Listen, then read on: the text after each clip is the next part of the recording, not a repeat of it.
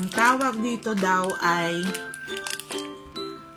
ugly pongkan. Mapangit na pongkan. Kasi ayan, may utong siya.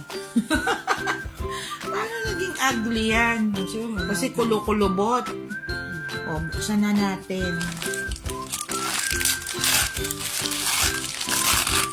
Kabalot pa. Sosyal.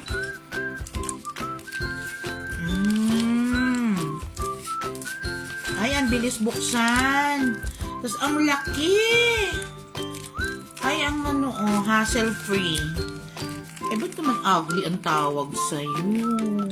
Panlabas yun. Panlabas lang yan, pero ang ganda sa loob. Bango.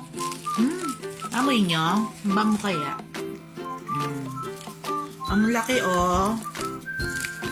Ang laki, Isang palad din.